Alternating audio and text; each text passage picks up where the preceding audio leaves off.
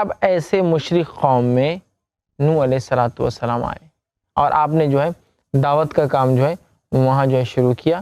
اللہ تعالیٰ دیکھیے قرآن میں کیا فرماتا ہے، اور ویسے تو بہت مقامات ہیں، میں نے کہا 43 بار واقع آتا ہے، ہم اتنے نہیں، ایک دیکھتے ہیں اس میں سے۔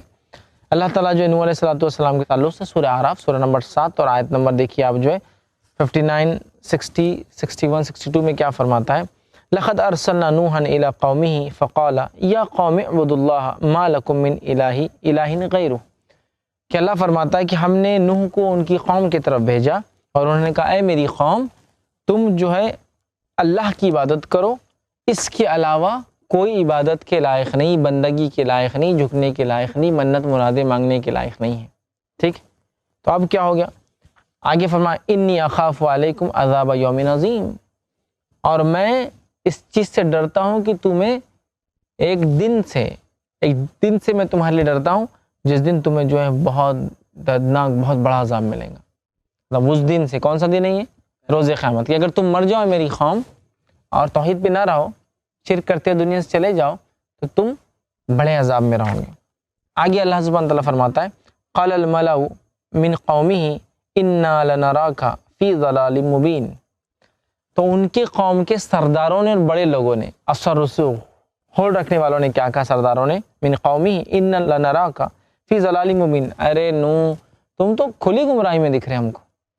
اور یہ بات یاد رکھیے، اب جتنے واقعے اس کے بعد آئیں گے، ہر دور میں قوم کے سرداروں نے کبھی ایمان کو اور انبیاء کو نہیں مانا، آسانی سے نہیں مانا، وقت جانے کے بعد مانا۔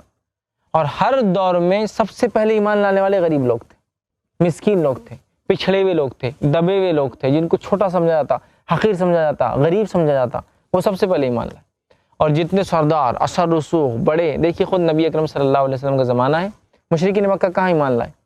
بالخصوص ان کے سردار نہیں لائے۔ ایمان کون لا رہے؟ وہ لوگ جو نچلے طبقے کے ہیں، غریب ہے، غلام ہے، پہلے وہ لا رہے، پھر نیکسٹ اسٹیجز میں پھر بڑے لوگ بھی ایمان لائے۔